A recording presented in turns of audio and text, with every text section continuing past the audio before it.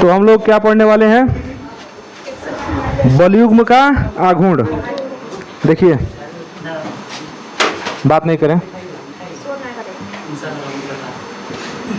बलयुग्म का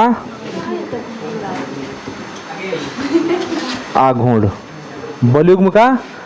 लेकिन ये बलयुग्म का आघूर्ण किस पर लगने वाला है? वैद्युत द्विध्रुव पर। और वैद्युत द्विध्रुव कहाँ स्थित है? एक समान वैद्युत क्षेत्र में। हमारा टॉपिक है कि एक समान वैद्युत क्षेत्र में स्थित वैद्युत द्विध्रुव पर लगने वाला क्या? बलयुग्म का आघूर्ण। अब ये बलयुग्म का आघूर्ण क्या होता है, ध्यान समझिए। घूर्णन गति समझते हैं? घूर्णन गति, घूर्णन गति को कराने के लिए बल की आवश्यकता पड़ती है ना। तो जैसे लट्टू है तो लट्टू घूर्णन गति करता है। दरवाजा आप खोलते हैं तो दरवाजा कब्जे पर लगा हुआ रहता है, यहाँ से उसे वहीं से रोटेट करता है। तो वो कौन सा गति करता है? घूर्णन गति करता है। मैंने अपने स्थान पर ही रहेगा और वहीं से ऐसे हिल जाएगा, घूम जाएगा। तो हम अपने स्थान पर ही हैं, अपना स्थान नहीं छोड़ रहे हैं और ऐसे घूम रहे हैं। तो कौन सा गति हुआ? घूर्णन गति हुआ। तो घूर्णन गति करने के लिए जो बल की आवश्यकता होती है उसी को बोलते हैं बलयुग्म का आघूर्ण। तो वास्तव में बलयुग्म का आघूर्ण कोई स्पेशल चीज नहीं है, ये है बल ही। ये क्या है? बल है। लेकिन इस बल से वस्तु सीधा गति नहीं करेगा, बल्कि वहीं पर क्या करेगा? घूर्णन गति करेगा। तो लट्टू को घूर्णन गति कराना होता है तो हम बल किससे देते हैं? रस्सी से देते हैं ना। लट्टू में रस्सी को क्या कर देते हैं? पूरा लपेट देते हैं। और जब ऐसे मारते हैं, रस्सी को खींचते हैं तो रस्सी क्या लगाता है? उस पर बल लगाता है ना। और उसी बल से ना लट्टू नाचता है। तो हम ये कहेंगे साइंस के भाषा में कि रस्सी अब वहां के कंडीशन में बल तो लगा रहा है, लेकिन उसको बल न कह के क्या कहेंगे? बलयुग्म का आघूर्ण। क्योंकि किसी भी चीज को ऐसे घुमाने के लिए ना दो बल की आवश्यकता होती है। जैसे मान लीजिए किसी मार्कर को हमको घुमाना है तो एक बल यहाँ पर ऐसे लगेगा और दूसरा इस सिरे पर ऐसे लगेगा। साइकिल का हैंडल घुमाते हैं ना इस तरह से, तो एक से खींचते हैं और इस हाथ से ऐसे धक्का देते हैं, ऐसे खींचते हैं और एक से धक्का देते हैं, तो दो बल लगता है। इसीलिए इसको बोलते हैं बल युग्म। युग्म में क्या होता है? जोड़ा। एक हाथ से हैंडल को क्या करते हैं? खींचते हैं, एक हाथ से ऐसे धक्का देते हैं। और थेथरे के लिए कह दें कि एक हाथ से खींच के घुमा देते हैं, वो अलग बात है कि नहीं? मैंने एक हाथ से घुमा देते हैं, लेकिन वहां पर वास्तव में अब दो बल लग रहा होता है। दोनों हाथ से घुमाते हैं तो एक से क्या करते हैं? खींचते हैं और एक से ऐसे धक्का देते हैं, मतलब इस तरह से बल लगाते हैं। तो एक जोड़ा ना बल लग रहा है और दोनों का दोनों बल एक दूसरे के क्या है? विपरीत है। जैसे मान लीजिए कि ये वस्तु है, इसको घुमा देना है तो एक बल इधर लगेगा और एक बल ऊपर से कहाँ लगेगा? नीचे। तो ये आराम से यहीं पर क्या हो जाएगा? घूम जाएगा। तो दो बल लगता है तो बलयुग्म बोलते हैं। और घूर्णन गति होता है तो उसको क्या बोलते हैं? आघूर्ण। मैंने कुल मिला के कहें कि किसी वस्तु को घूर्णन गति कराने के लिए जो बल की आवश्यकता होती है उस बल को बोलते हैं बलयुग्म का आघूर्ण। तो यहाँ जो हम लोगों का वैद्युत द्विध्रुव है ये भी किस तरह का गति करने वाला है? घूर्णन गति करने वाला है। लेकिन वो घूर्णन गति कहाँ करेगा? जब उसको एक समान वैद्युत क्षेत्र में रखेंगे तो वो भी कौन सा गति करेगा? घूर्णन गति करने का प्रयास करेगा। थोड़ा सा कर भी लेगा, बाद में भले रुक जाता है कि क्या होता है वो तो अलग बात है, लेकिन वो एक राउंड मतलब वहां पर घूमने का क्या करेगा? प्रयास करेगा। अब उसको समझिए कि वो कैसे प्रयास करता है। जैसे हमारे पास यह वैद्युत क्षेत्र है, हम इसको घेर के बना दे रहे हैं कि हमारा क्या है? वैद्युत क्षेत्र। ये मान लीजिए कि वैद्युत क्षेत्र है। और वैद्युत क्षेत्र है तो बिना आवेश का तो उत्पन्न नहीं हुआ होगा। अरे वैद्युत क्षेत्र है तो आवेश से ना वैद्युत क्षेत्र उत्पन्न होता है। तो इसमें आवेश नहीं बना रहे हैं, इसका मतलब आप ये नहीं समझेंगे कि इसमें आवेश नहीं है।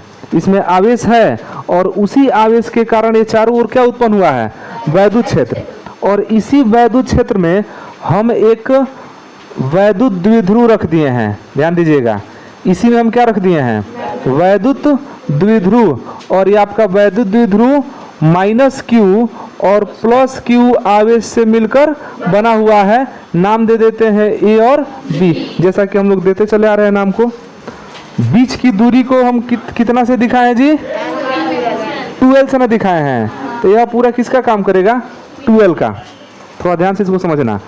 तो ये ऑलरेडी वैद्युत क्षेत्र पहले से उपस्थित है और उस वैद्युत क्षेत्र में हम उठा करके क्या रख दिए? वैद्युत द्विध्रुव रख दिए। तो क्या इस पर बल लगेगा वैद्युत द्विध्रुव पर? नहीं लगेगा। क्यों लगेगा? बोलो नीरज।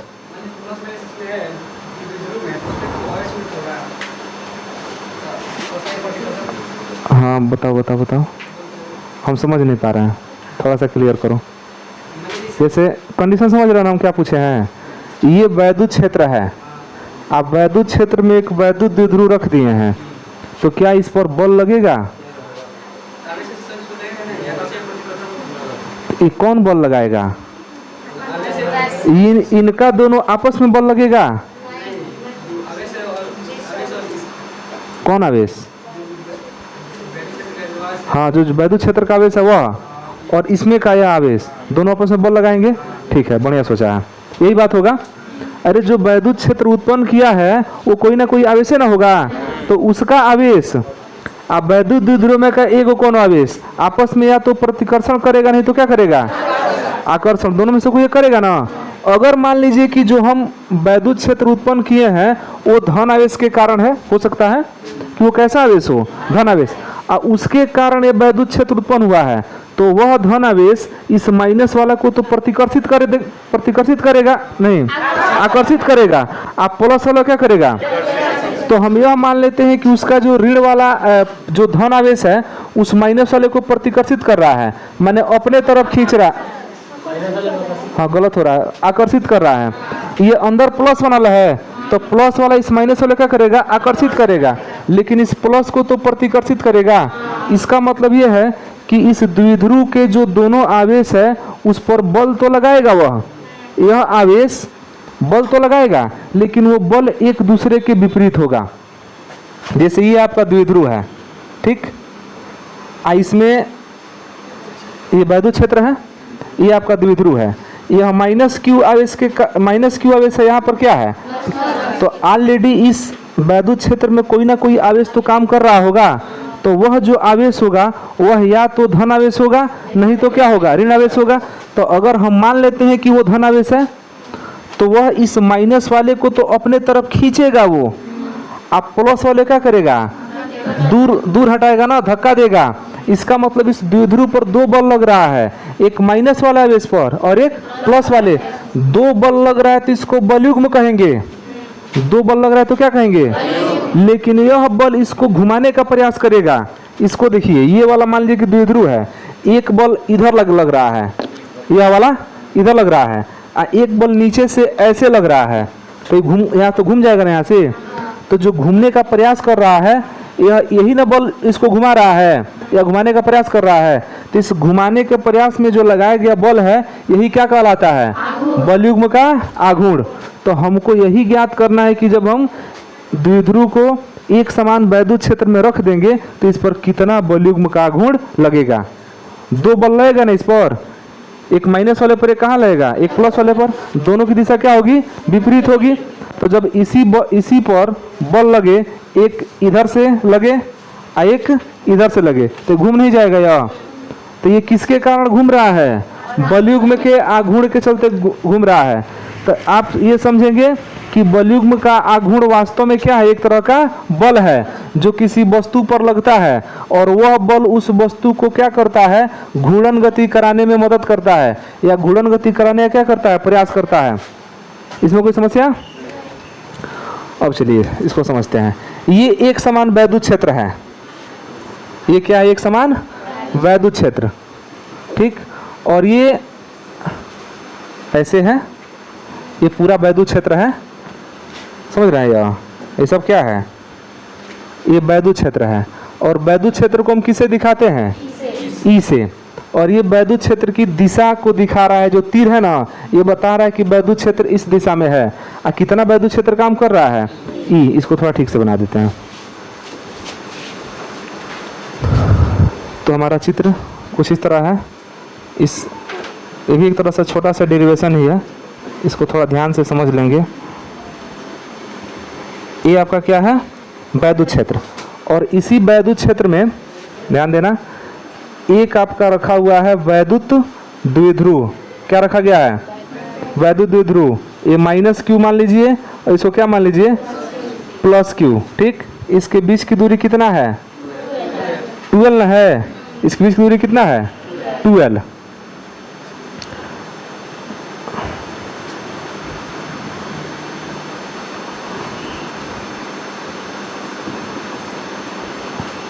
इस वैद्युत द्विध्रुव को वैद्युत क्षेत्र को यहाँ से पास कराते हैं, ठीक है, थोड़ा कैलकुलेशन करने में सुविधा आसान होगा। तो ये हो गया हम लोग का। और ये जो वैद्युत द्विध्रुव है ये वैद्युत क्षेत्र से थीटा कोण पर रखा गया है।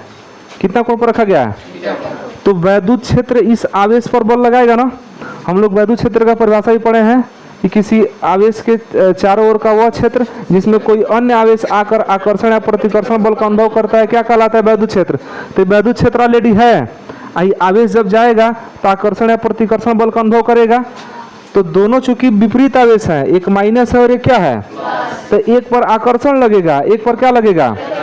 तो मान लेते हैं कि माइनस क्यू पर आकर्षण लगेगा तो वो खींच रहा है इधर, समझे। इस पर प्रतिकर्षण लगेगा तो उधर धक्का दे रहा है। तो इस पर एक जोड़ा बल लग गया ना, तो एक जोड़ा बल के कारण इसको क्या बोलते हैं? बलयुग्म। इसको घुमाने का प्रयास कर रहे तो आघूर्ण हो जाएगा। वैद्युत क्षेत्र कितना है? E। तो यह E इस माइनस क्यू पर भी बल लगाएगा और यही E इस प्लस क्यू पर भी बल लगाएगा, क्योंकि वैद्युत क्षेत्र में जब कोई आवेश आता है तो उस पर आकर्षण या प्रतिकर्षण बल लगता है। तो हम यह मान लेंगे कि माना एक समान वैद्युत क्षेत्र E में एक वैद्युत द्विध्रुव AB स्थित है जो माइनस क्यू और प्लस क्यू आवेश से मिलकर बना है। इसके बीच की दूरी कितना है? 12 है। और यह वैद्युत क्षेत्र E से कितने कोण पर है? थीटा कोण पर है। इतना तो लिखा जा सकता है। अब हम समझते हैं कि यह जो वैद्युत क्षेत्र E है वह इस Q पर कितना बल लगाएगा। तो हम यहाँ पर लिखेंगे कि वैद्युत क्षेत्र कौन? E के द्वारा, वैद्युत क्षेत्र E के द्वारा माइनस क्यू आवेश पर लगाया गया बल। अब ध्यान से देखिएगा, वैद्युत क्षेत्र E है, आवेश Q है, इस पर बल लग रहा है। तो इन तीनों में एक रिलेशन पढ़े थे, याद है? E वैद्युत क्षेत्र है, Q आवेश पर बल लगा रहा है। अब बल मान लेते हैं कि F है। बल कितना है? अच्छा एक चीज बताओ, वैद्युत क्षेत्र E है, ठीक, यह इस Q आवेश पर बल लगाएगा। तो ये भी Q आवेश है, ये भी आवेश Q ही है। तो एक तरह से बल तो दोनों पर बराबर न लगेगा। अरे वैद्युत क्षेत्र E है, यह आवेश पर जितना भी बल लगाएगा उतना ही बल तो यहाँ भी लगाएगा, क्योंकि इस आवेश का मान भी तो वही है। अब ये थोड़ा सा अंतर यही है कि एक में आकर्षण होगा, एक में क्या होगा? प्रतिकर्षण। लेकिन बल तो बराबर न लगेगा, आकर्षण बल भी बराबर रहेगा और प्रतिकर्षण बल भी क्या रहेगा? बराबर ही रहेगा। तो बल दोनों का कैसा होगा? बराबर होगा, बस उसकी दिशा क्या होगी? एक दूसरे के विपरीत होगी। तो वैद्युत क्षेत्र E के द्वारा माइनस Q आवेश पर लगाया गया बल हम मान लेते हैं कि F है। तो F का फार्मूला क्या होगा? E = आप पढ़े हैं F/Q0, याद है? F/Q0। तो ठीक है, यहाँ पर Q0 आवेश नहीं है, Q है या माइनस Q है? नहीं जी। तो E = F/Q होगा ना। तो F का मान निकालेंगे तो EQ हो जाएगा, जाके इधर गुणन हो जाएगा। तो F = हम कह सकते हैं कि माइनस EQ। ध्यान दीजिएगा, जो माइनस है वो आकर्षण या प्रतिकर्षण में से किसी एक को दिखाएगा। अगर माइनस वाले को आकर्षण मानेंगे तो प्लस वाला क्या करेगा? प्रतिकर्षण। तो माइनस चिन्ह पर विशेष ध्यान नहीं देना है, ये केवल बल की क्या करेगा? दिशा को बताएगा। इसी प्रकार वैद्युत क्षेत्र किसके द्वारा? E के द्वारा।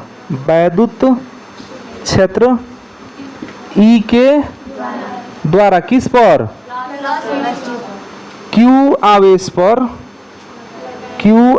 पर लगाया गया बल F = EQ। दोनों तो बल बराबर होगा, लिख देते हैं यहाँ पर। चूंकि दोनों बल क्या हैं? समान होंगे। दोनों बल क्या होंगे? बस इनकी दिशा क्या होगी? विपरीत होगी। एक पर आकर्षण और एक पर क्या लगेगा? तो बल तो समझ में आ गया किस पर बल लग रहा है।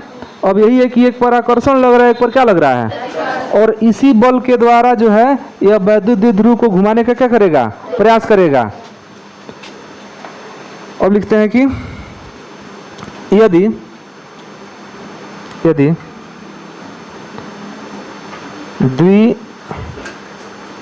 द्विध्रुव पर लगने वाला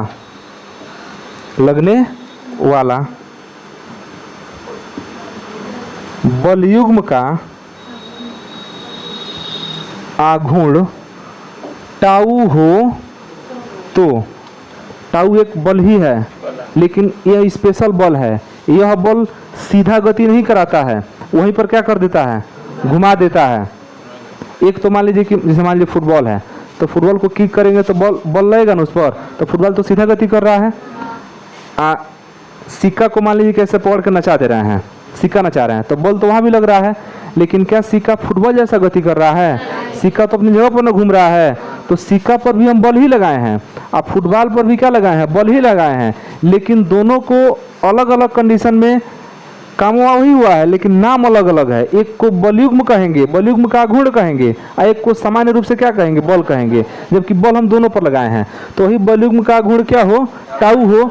तो टाउ का एक फार्मूला होता है, टाउ इक्वल टू बलयुग्म लग रहा है ना, माने दो बल लग रहा है, और दोनों बल क्या है? बराबर है।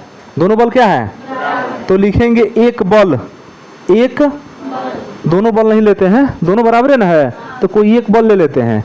एक बल और गुणे बलों के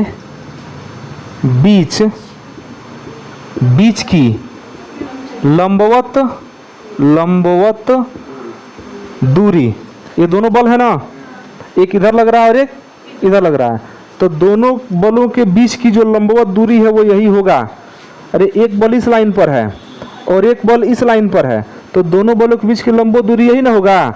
बहुत लोग इसको समझ लेते हैं कि दोनों बलों के बीच की दूरी यह है, ठीक है, ये दूरी है, लेकिन ये लंबवत दूरी नहीं है। अगर इस ट्यूबलाइट की दूरी हम निकालना चाहे लंबवत, तो ठीक ऐसे नीचे न जाएगा, तिरछा दूरी तो होगा, लेकिन क्या इसको लंबवत कहेंगे? तो दोनों बलों के बीच की क्या लेना है हम लोग को? लंबवत दूरी। इसलिए ये दूरी हम लोग को निकालना पड़ेगा, यह वाला चीज, समझ रहे हैं? तो एक बल तो हम लोग निकाल लिए हैं कि E इंटू क्यू, बल निकाल दिया है ना, E इंटू क्यू, और हमको क्या निकालना है? लंबवत दूरी। तो लंबवत दूरी के लिए हम यहाँ पर त्रिकोणमिति का प्रयोग करेंगे। यह एक समकोण त्रिभुज है, यह काम करेगा कर्ण का, ठीक है, यह काम करेगा। तो लंब हमको ज्ञात करना ही है, और कर्ण हमको पता है, और यहाँ पर एक कोण पता है थीटा। कोण क्या पता है? तो लंब, कर्ण और थीटा में कोई सूत्र है? Sine theta. साइन थीटा बराबर लंब बटा कर्ण होता है ना, चूंकि साइन थीटा इक्वल टू लंब बटा कर्ण, तो साइन थीटा इक्वल टू लंब का काम कौन करेगा? इसको सी नाम दे दें, तो सी नाम दे देते हैं BC बटा, और कर्ण का काम कौन कर रहा है? अरे उसका सीधा दूरी लिखे ना 2L, तो BC का मान कैसे निकालेंगे? 2L sine theta. BC का मान निकालने के लिए 2L को भेज देंगे इधर, तो 2L, तो BC निकल गया। तो BC क्या है? बलों के बीच की लंबवत दूरी। एक बल के बदले में या तो EQ ले लीजिए, नहीं तो माइनस EQ ले लीजिए। वैसे माइनस लेने से कोई खास फर्क पड़ेगा नहीं, हमको बल से मतलब है ना कि उसके दिशा से। अतः टाउ इक्वल टू क्या लिख सकते हैं बताइए? एक बल मतलब कि E इंटू क्यू, और बलों के बीच की लंबवत दूरी 2L साइन थीटा। कोई दिक्कत इसमें? तो टाउ इक्वल टू क्या हो जाएगा? E जैसे है वैसा रहने दे रहा है, इसको बना दे रहा है 2QL, तब साइन थीटा। सभी लोग जानते हैं कि 2QL बराबर P होता है। क्या होता है? 2QL बराबर, तो टाउ E, इसके बदले में P साइन थीटा। तो ये सूत्र बन गया किसके लिए? बलयुग्म के आघूर्ण के लिए। मतलब जब वैद्युत द्विध्रुव को इसमें ले आकर रखेंगे ना तो टाउ इतना बल लगाएगा, यह बल इसको क्या करेगा, घुमाने का प्रयास करेगा। यहाँ पर लिख देते हैं, परंतु याद रखने के लिए 2QL बराबर क्या, P। ये तो बार बार यूज होने वाला चीज है, जहाँ भी 2QL आएगा तो यहाँ पर क्या लिख देंगे। तो पूरा टॉपिक समझ में आया है क्या क्या किया इसमें। हम जब वैद्युत क्षेत्र में किसी भी आवेश को रखेंगे तो वह उस पर आकर्षण या प्रतिकर्षण बल लगाएगा। तो अगर द्विध्रुव को ही डायरेक्ट रख दें तो द्विध्रुव में तो दो आवेश होते हैं, इसका मतलब दोनों पर बल लगेगा। अब एक पर आकर्षण लगेगा, दूसरे पर कैसा लगेगा। तो एक मान लीजिए कि द्विध्रुव है और दोनों शीर्ष पर, एक पर आकर्षण एक पर प्रतिकर्षण, तो दोनों का बल विपरीत ना होगा। और दोनों का बल विपरीत होगा तो एक इसको आकर्षित करेगा, दूसरा क्या करेगा, प्रतिकर्षित करेगा। तो इसको घुमाने का प्रयास करेंगे, और जो घुमाने के प्रयास में जो लगाया गया बल है माने वो दोनों बल न है, तो इसीलिए उसको बोलते हैं बलयुग्म का आघूर्ण। माने ऐसा बलयुग्म जो उसको क्या कर दे, घूर्णन गति करा दे, वही क्या कहलाता है, बलयुग्म का आघूर्ण। और बलयुग्म के आघूर्ण का सूत्र होता है उन दोनों बलों में से एक बल और गुणे उन दोनों बलों के बीच की दूरी, लंबवत दूरी। तो वही एक बल के लिए हम क्या लिख दिए हैं, E/Q लिख दिए हैं। ये फार्मूला पहले से जानते हैं, E बराबर F/Q पढ़े हैं ना, वहीं से F निकाल दिया गया है। और यहाँ पर त्रिकोणमिति का प्रयोग करके हम क्या निकाल दिए हैं, लंबवत दूरी निकाल दिए हैं। और एक बल के बदले में EQ और दूरी के बदले में 2L साइन थीटा। अब इसमें 2QL एक पास कर दिया गया तो क्या बन गया, P बन जाएगा। बाकी जो E है वो E है EP साइन थीटा। समझ में आया, लिख दो। चलिए नहीं, इसको थोड़ा सा पूरा कर लें हम लोग, एक दो लाइन और है। एक चीज देखिए, हाँ थीटा में क्या हुआ है, यह वाला है, तो वही तो बताने जा रहे हैं। अब हम एक दो लाइन का है ना कि और है, वही है जो पूछ रहा हो। धैर्य से रखो, प्रश्न नहीं बचेगा लास्ट तक तुम लोगों के पास। थोड़ा सा देख लो, अभी एक और चीज बताएंगे जो नहीं सोचे होगे। टाउ इक्वल टू हम लोग यहाँ पर फार्मूला निकाल दिए EP sine theta. Class 11th में एक चीज पढ़े होंगे, दो सदिशों का सदिश गुणन पढ़े होंगे। सदिश गुणन पढ़े हैं ना, उसमें इस तरह से पढ़े होंगे कि vector A cross vector B, तो पढ़े होंगे माड वेक्टर A इंटू माड वेक्टर B साइन थीटा, पढ़े हैं। तो माड वेक्टर A वास्तव में तो अंक है, ये भी अंक ही है, और साइन थीटा ये कोण हो गया। मतलब कि vector A cross vector B को हम AB साइन थीटा लिख सकते हैं। तो इसका उल्टा अगर कहीं मिले, इसका उल्टा कहीं मिले AB साइन थीटा, तो उसको vector A cross vector B तो लिख ही सकते हैं। तो उसी तरह से यहाँ देखिएगा, tau equal to EP sine theta है, तो टाउ इक्वल टू हम लोग लिख सकते हैं vector E cross vector P, नहीं लिख सकते हैं। और साइन थीटा छोड़ देंगे, क्रॉस क्यों नहीं छोड़ देंगे, vector A cross vector B equal to AB sine theta होगा।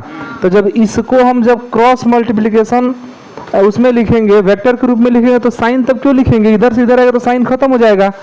तो वही अगर हम क्रॉस में लिखना चाहें तो साइन नहीं लिखेंगे, और बाकी साइन लिखना चाहे तो इसको क्रॉस में भी नहीं लिखेंगे। कोई समस्या इसमें? तो ये थोड़ा ध्यान रखना, ये क्रॉस गुणा है, विशेष समस्या नहीं होगा इसमें। हाँ, अब आते हैं मेन चीज पर कि अगर थीटा 0 डिग्री हो जाए, थीटा क्या हो जाए, 0 डिग्री हो जाए, इसको आप रिमार्क फर्स्ट बना सकते हैं। थीटा 0 डिग्री हो जाए तो ये द्विध्रुव किस तरह से होगा, यदि थीटा क्या हो जाए 0, थोड़ा ध्यान देना, थीटा 0 कब होगा, द्विध्रुव एकदम ठीक इसके समांतर हो जाए तो कोई कोण बनेगा। अरे इस तरह से है तो कोण बन रहा है ना, अगर ऐसे हो जाएगा तो ना कहीं कटेगा और ना कहीं कोण बनेगा। आपका वैद्युत क्षेत्र भी इसी दिशा में है, आप द्विध्रुव भी इसी दिशा में रख देंगे तो कहाँ कोई कोण बनेगा, कोण नहीं बनेगा। तो कोण क्या है, 0। मतलब कि आपका जो द्विध्रुव है वो वैद्युत क्षेत्र की दिशा के कैसा हो गया, समांतर हो गया। तो यदि थीटा इक्वल टू 0, तो जो द्विध्रुव होगा वह वैद्युत क्षेत्र के कैसा होगा, समांतर। तो द्विध्रुव वैद्युत क्षेत्र के समांतर होगा। और जब समांतर होगा तो उस कंडीशन में अगर टाउ निकालें तो टाउ का फॉर्मूला होता है ई पी, अच्छा पी ई साइन थीटा भी कह सकते हैं। क्या कह सकते हैं, गुणा ही ना है, ये अंक है तो गुणा में कोई विशेष फर्क पड़ेगा नहीं। तो ई पी साइन थीटा, और साइन थीटा हमारा क्या है, 0। तो ई पी साइन 0 और साइन 0 का मान 0, मतलब टाउ कैसा हो गया। ये बताइए कोई बल काम करेगा, कोई बल काम करेगा नहीं। अगर वैद्युत द्विध्रुव आपका वैद्युत क्षेत्र के समांतर है तो किसी भी तरह का कोई बल यहाँ पर काम नहीं करेगा, मतलब वो घूमने का प्रयास नहीं करेगा, यहाँ पर कोई बल युग्म काम नहीं करेगा। कौन बतियाओ। और यदि हम मान लेते हैं कि थीटा कितना हो जाए, 90 डिग्री, तो वैद्युत द्विध्रुव एकदम कैसा हो जाएगा, लंबवत। उस कंडीशन में तो वैद्युत द्विध्रुव कैसा होगा, लंबवत। तो उस कंडीशन में टाउ निकालेंगे तो पीई या ईपी साइन 90, और साइन 90 का मान कितना होता है, 1 होता है, और 1 से गुणा करेंगे पीई में तो कोई फर्क पड़ेगा नहीं, तो टाउ इक्वल टू क्या हो जाएगा। उस कंडीशन में वैद्युत द्विध्रुव एकदम मैक्सिमम होगा, अधिकतम होगा। तब कोई पूछे कि वैद्युत द्विध्रुव का बलयुग्म का गुण सबसे न्यूनतम कब होता है, तो सबसे न्यूनतम तब होता है जब थीटा बराबर क्या हो जाए, 0, और सबसे अधिकतम कब होता है, जब थीटा बराबर हो जाए 90। तो सवाल में कभी कभी दे देता है कि वैद्युत द्विध्रुव आघूर्ण का अधिकतम मान बताइए, वो ये नहीं कहेगा कि थीटा 90 डिग्री है, कह देगा कि क्या, अधिकतम मान बताइए। तो अधिकतम में आप समझ जाना है कि थीटा कितना होना चाहिए, 90 डिग्री होना चाहिए। इसको लिख लीजिए। और इस प्रकार ये लेसन हम लोग का खत्म हो गया। कल इस पर क्वेश्चन देखे जाएंगे। एक लेसन खत्म, और हम लोग का टेस्ट का समय आते आते गॉस का पर में भी खत्म हो जाएगा। तो मान के चलो कि हाँ 2 लेसन का टेस्ट देना है। गॉस का पर में आराम से खत्म हो जाएगा, हम लोग खत्म कर लेंगे उसको। तो अपने हाथ में छुट्टी ना बोलनी।